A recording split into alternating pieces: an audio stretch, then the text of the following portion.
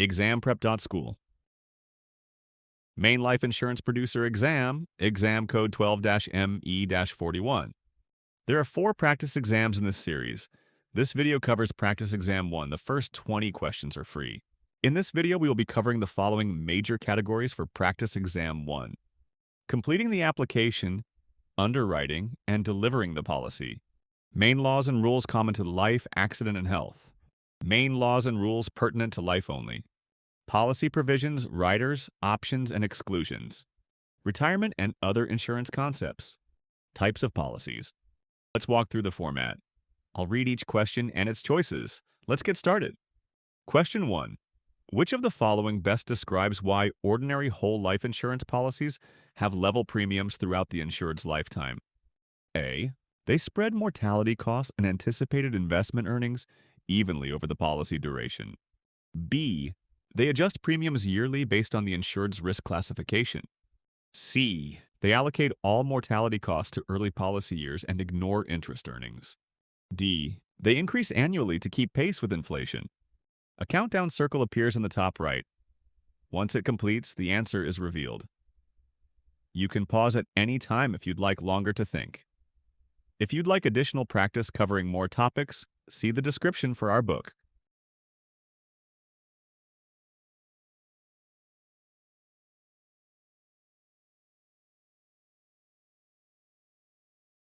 The correct answer is A. The correct answer is based on the actuarial principle of level premium pricing, which smooths mortality charges and expected investment earnings evenly over the lifetime of the policy to maintain a constant premium. Reason B is not correct. Premiums are not adjusted each year for the risk classification after policy issue. They remain constant under the level premium design. Reason C is not correct. That option incorrectly states that interest earnings are ignored. However, future investment return assumptions are a key component of level premium calculations. Reason D is not correct. Premiums do not escalate annually. They are fixed based on projected costs and earnings. Question 2. Compared with a continuous pay ordinary whole life policy, a 20-pay limited pay whole life policy with the same face amount will have annual premium payments that are A. Lower due to accelerated reserve buildup. B. Graduating upward over the payment period to match reserve changes. C. Unchanged since the face amount remains the same. D. Higher because premiums are amortized over a shorter payment period.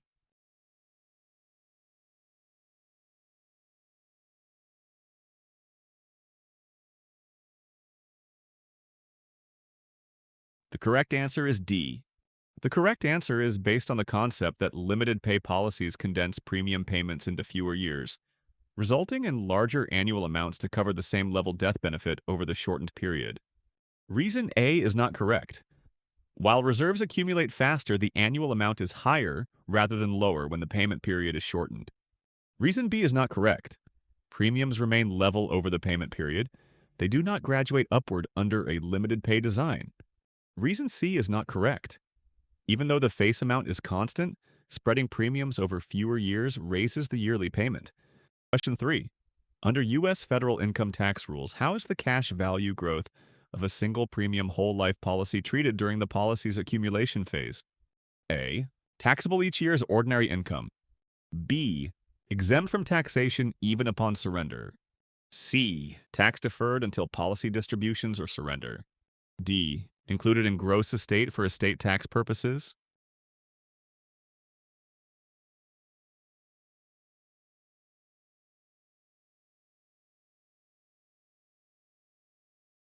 The correct answer is C.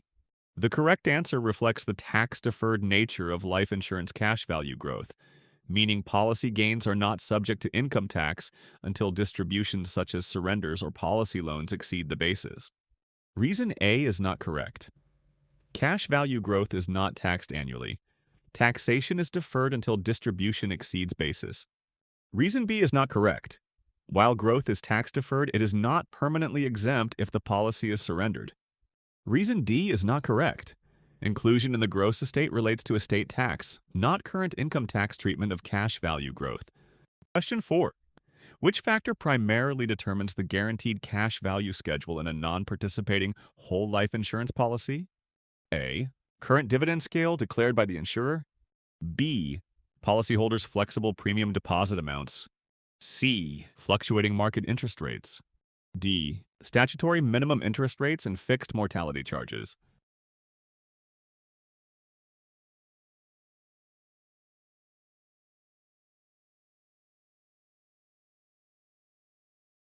The correct answer is D. The correct answer reflects that guaranteed cash values in a non-participating whole life policy are based on predicted mortality costs and the minimum interest rate mandated by regulations, without dividends or market fluctuations. Reason A is not correct. Dividend scale relates to participating policies and does not determine non-participating guarantees. Reason B is not correct. Flexible premium deposits apply to universal life, not fixed non-participating whole life. Reason C is not correct.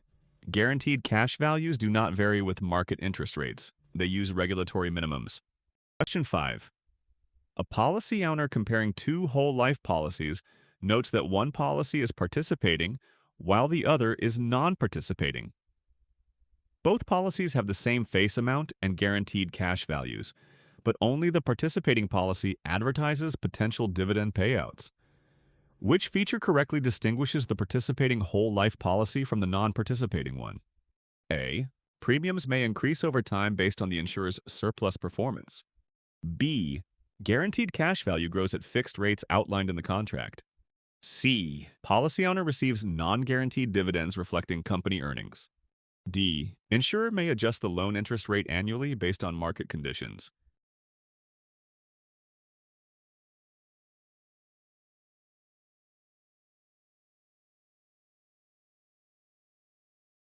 The correct answer is C. The participating policy allows the policy owner to share in the insurer's divisible surplus through non-guaranteed dividends, whereas a non-participating policy does not pay dividends. Reason A is not correct. Premiums in both policy types are level and guaranteed. Surplus does not affect premium amounts. Reason B is not correct.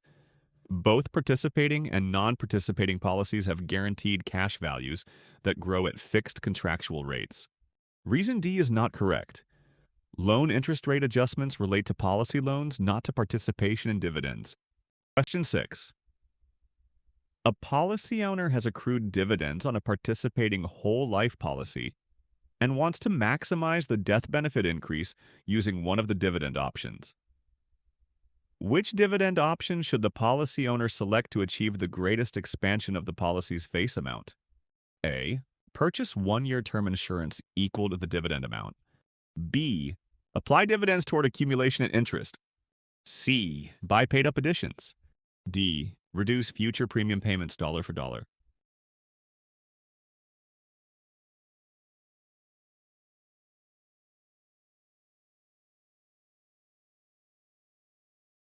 The correct answer is C. Applying dividends to buy paid-up additions increases both cash value and death benefit immediately, producing the largest expansion of face amount. Reason A is not correct. One-year term purchases temporary coverage and does not permanently increase the face amount. Reason B is not correct. Accumulation at interest grows cash value but does not increase the face amount. Reason D is not correct. Reducing premiums lowers future payments but does not add to the death benefit. Question 7. Which of the following best describes the premium pattern in a level term life insurance policy during its level period? A. Premium increases annually to reflect rising mortality costs. B. Premium remains constant throughout the level period.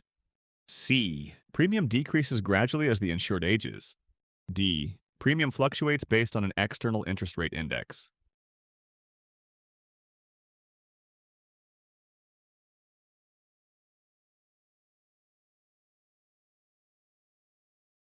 The correct answer is B. The defining characteristic of a level term policy is that the premium amount stays the same for the specified level period, regardless of changes in the insured's age or mortality assumptions. Reason A is not correct. Premium does not increase annually under a level term design. It remains fixed for the level period. Reason C is not correct. Premium does not decrease over time in a level term policy. It stays constant. Reason D is not correct. Level term premiums are not tied to external interest indices and do not fluctuate. Question 8. A decreasing term life insurance policy is most commonly used to protect which of the following financial obligations? A. Level mortgage payment requiring a fixed death benefit. B. Rapidly amortizing mortgage with declining loan balance. C. Graduated tuition payments for a child's education. D. Indexed annuity purchase with a fixed principal.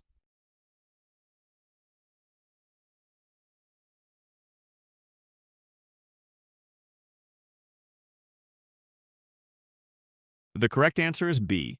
Decreasing term policies align the death benefit with a mortgage loan's amortization schedule, ensuring coverage decreases in line with the declining outstanding balance. Reason A is not correct. A level mortgage payment would require a level term policy, not decreasing term. Reason C is not correct. Educational costs are not typically matched to a declining benefit schedule like a mortgage. Reason D is not correct. Indexed annuity purchases involve different products and do not align with a mortgage amortization. Question 9. Under an annually renewable term ART life insurance policy, how does the premium typically change over time? A. Premium remains level for the first year, then becomes variable thereafter. B. Premium resets each year based on the insured's attained age. C. Premium decreases incrementally as the policy matures. D. Premium is tied to a fixed interest rate and does not change.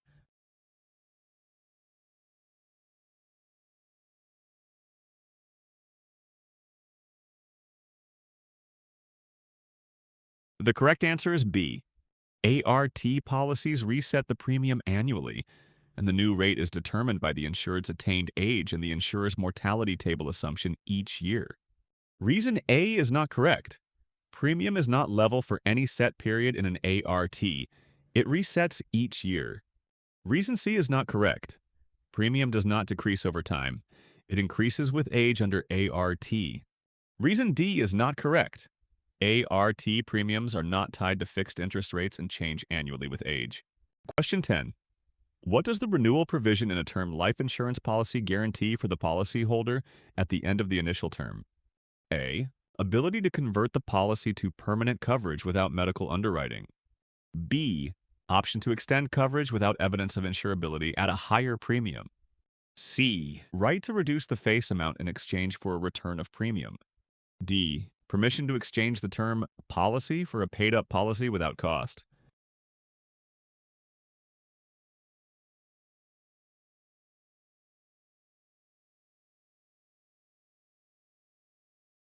The correct answer is B. The renewable provision allows the policyholder to renew the term coverage for another term at a premium, based on attained age without providing evidence of insurability. Reason A is not correct. That describes a conversion provision, not the renewal provision. Reason C is not correct. Reducing face amount for premium return is not a standard renewal feature. Reason D is not correct. Exchange for a paid-up policy is not guaranteed under a term renewal provision. Question 11. A 55-year-old insured with a 10-year level term life policy nearing its expiration wishes to obtain permanent coverage without undergoing new medical underwriting. Which policy provision allows this change? A. Renewal clause permitting extension of term without evidence of insurability. B. Reinstatement provision that restores lapsed coverage after premium payment. C. Conversion clause allowing change to a permanent policy without underwriting. D. Free look period, giving time to cancel a policy after issuance without penalty.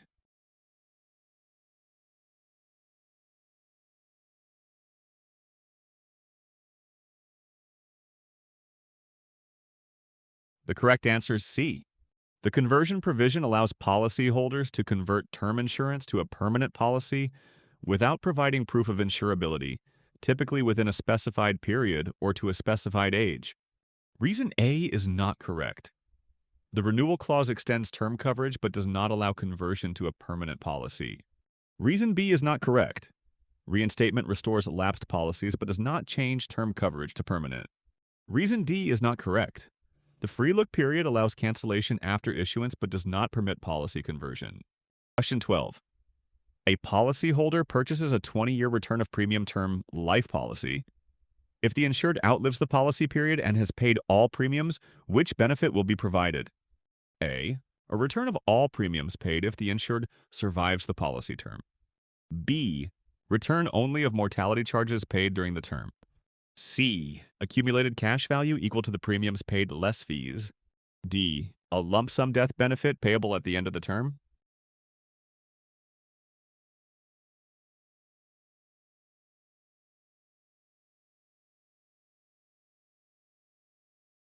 The correct answer is A. A return of premium term policy refunds the total amount of premiums paid if the insured survives the term, functioning like pure term insurance with an added maturity benefit equal to premiums paid. Reason B is not correct. Return of premium policies refund all premiums, not just mortality charges. Reason C is not correct. Term policies, even with return of premium, do not accrue cash value during the term. Reason D is not correct. A lump sum death benefit occurs only upon death, not at term expiration for a living insured. Question 13. Which of the following best describes the flexible premium feature of a universal life insurance policy? A. Allows the policy owner to vary the amount and timing of premium payments within contractual limits. B. Requires payment of fixed annual premiums determined at policy issue.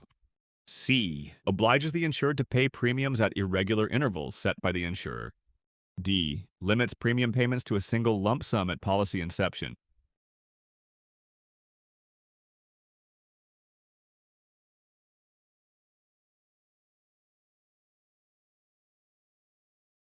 The correct answer is A. The flexible premium feature permits policy owners to adjust both the amount and timing of premium payments within the limits specified in the policy contract. Reason B is not correct. Fixed annual premiums are characteristic of traditional whole life contracts, not universal life flexible premium. Reason C is not correct. Universal life does not obligate irregular intervals set by the insurer. Timing is chosen by the policy owner. Reason D is not correct. A single lump sum payment describes single premium policies, not flexible premium universal life. Question 14. Which of the following factors is not typically used in determining the monthly cost of insurance charge in a universal life policy? A. Attained age of the insured. B. Current cash surrender value of the policy. C. Mortality rating classification assigned by the insurer. D. Face amount of coverage less cash value.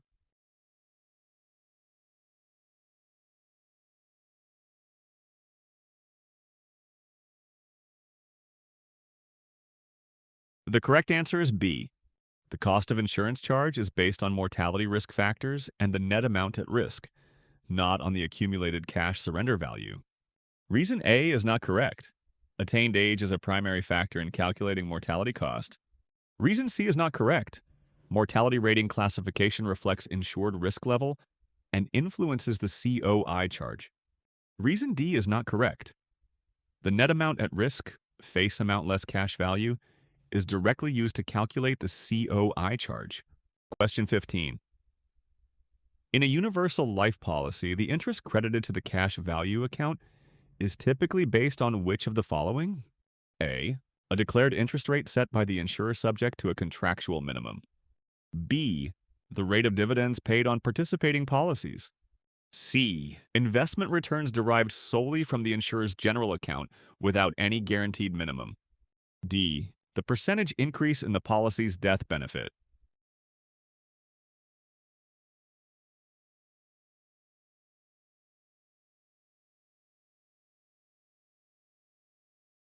The correct answer is A. Interest crediting in universal life is based on a declared rate determined by the insurer, which cannot fall below the guaranteed minimum specified in the contract. Reason B is not correct. Dividend rates apply to participating life policies, not to universal life interest credits. Reason C is not correct. Crediting rates incorporate a guaranteed minimum. They are not wholly subject to general account returns. Reason D is not correct. Interest credits to cash value are unrelated to changes in the death benefit amount. Question 16. A universal life policy owner funded the contract with only the target premiums. After several years, the credited interest rate fell below the cost of insurance charges, causing the cash value to decline. A. Decline in interest crediting rate below the cost of insurance. B. Inadequate premium funding relative to planned targets. C. Rising mortality charges increasing cost of insurance. D. Outstanding policy loans depleting cash value.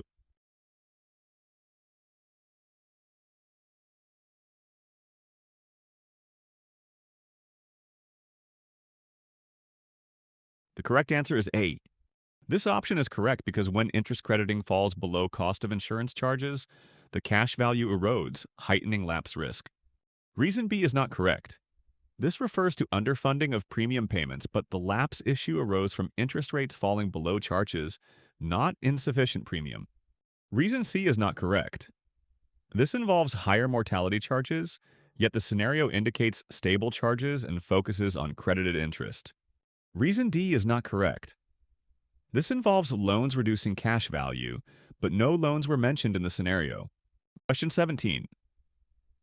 A policy owner purchasing a universal life policy desires a death benefit that increases over time to include both the original face amount and the policy's accumulated cash value. A. Level death benefit equal to the face amount. B. Level death benefit with an increasing term rider. C. Increasing death benefit equal to face amount plus cash value. D. Decreasing death benefit with a decreasing term rider.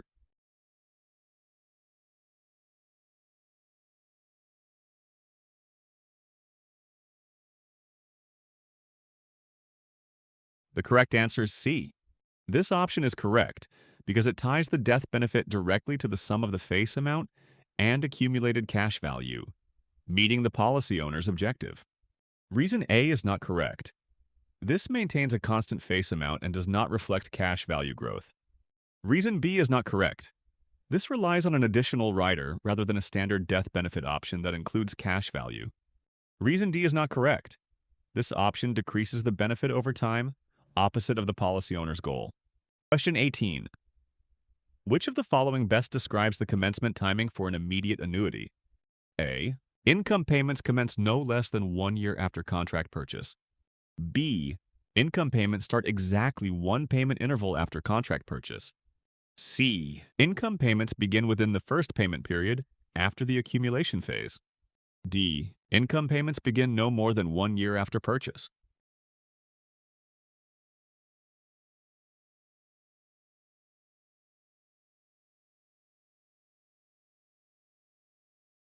The correct answer is D. This option is correct because immediate annuity income payments must begin within 1 year of contract purchase. Reason A is not correct. This suggests payments are delayed at least 1 year, but immediate annuities require payments to begin within 1 year. Reason B is not correct. Specifying exactly one payment interval is too rigid, as the maximum allowed deferral is 1 year rather than a fixed interval. Reason C is not correct. This option incorrectly references an accumulation phase. Immediate annuities have no separate accumulation period. Question 19. In the context of an annuity contract, how is the accumulation phase of a deferred annuity defined? A. The phase when accumulated values are converted into periodic benefits. B. The interval when the annuitant receives distributions but defers taxation. C. The period during which premium payments accumulate interest before benefits begin. D. The time after benefit commencement when surrender charges may apply.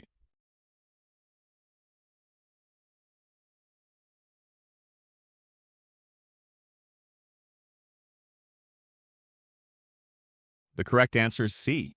Reason D is not correct. $25,000 is higher than the statutory requirement.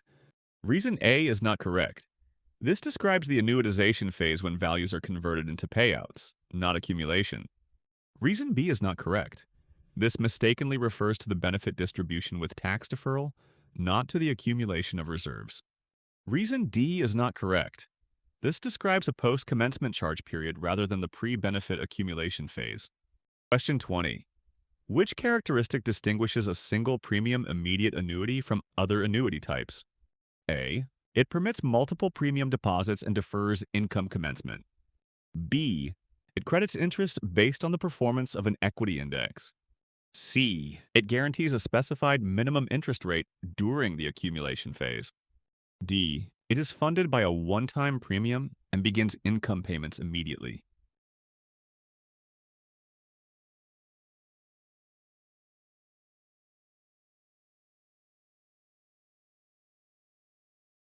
correct answer is D. This option is correct because a single premium immediate annuity is purchased with a lump sum premium and starts payout without an accumulation phase. Reason A is not correct. This implies multiple premiums and deferral, which describes a flexible premium deferred annuity. Reason B is not correct. This describes an indexed annuity feature, not a single premium immediate annuity. Reason C is not correct.